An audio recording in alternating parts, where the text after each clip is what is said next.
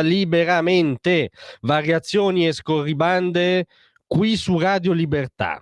Allora stasera l'istituzione internazionale che vince la Palma d'Oro della follia, perché ormai è una gara quotidiana all'interno dei vari caravanserragli di queste istituzioni globaliste, è il Consiglio d'Europa, nella fattispecie la sua imprescindibile Commissione europea contro il razzismo e l'intolleranza, che detto così suona anche benissimo ovviamente, il problema è poi di cosa si occupano e quali sono le loro priorità.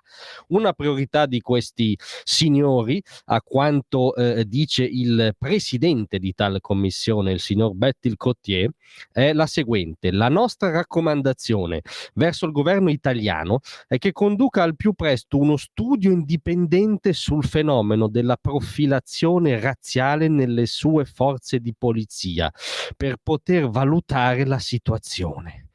Ora, detto che respingiamo al mittente qualunque consiglio di qualunque istituzione globale, globalista o pseudotale su cosa deve fare il governo rispetto alle forze di polizia che garantiscono la sicurezza degli italiani, cioè almeno questo atomo di sovranità lasciatecelo.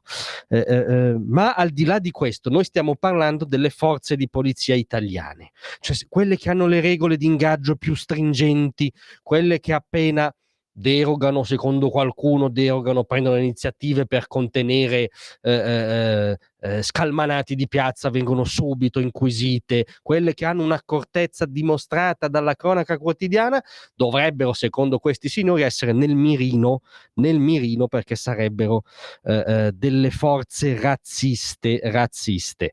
Lo ribadiscono esplicitando, qui è il vicepresidente Tina Simonovic-Einwalter, così riportano le cronache.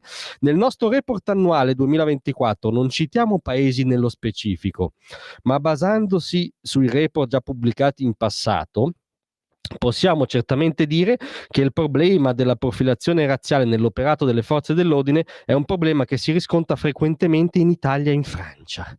Si sono osservati invece margini di miglioramento nelle forze di polizia britanniche. Grazie, le forze di polizia britanniche hanno abdicato al controllo di interi quartieri, se non sobborghi urbani del Regno Unito, di fatto, dove di fatto vige la Sharia o il controllo comunque di comunità e di enclavi extra Stato. Sì, grazie, quindi per questo per loro signori è un miglioramento.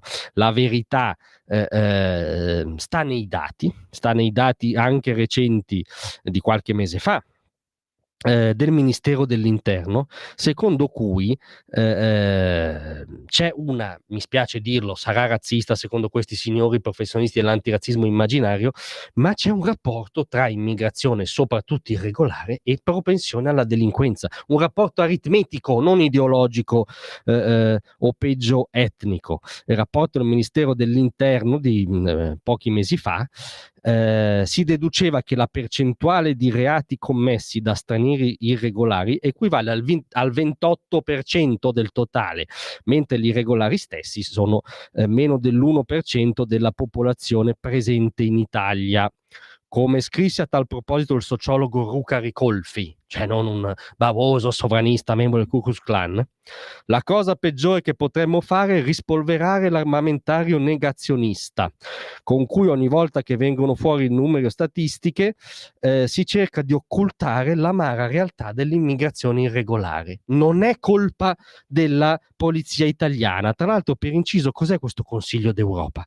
È un'istituzione internazionale che non afferisce all'Unione Europea, diciamo autonoma. La sua ragione sociale, cioè il motivo per cui è stato fondato, è, o meglio sarebbe, promuovere la democrazia, i diritti umani, l'identità culturale europea.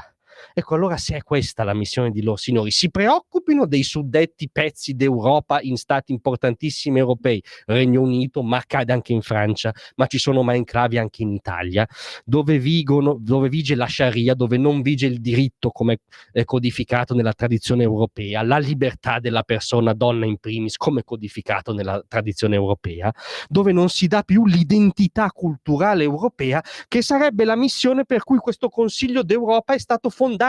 Quindi torni a questa missione, oppure francamente è un altro caso di istituzione baracconesca che va semplicemente chiusa.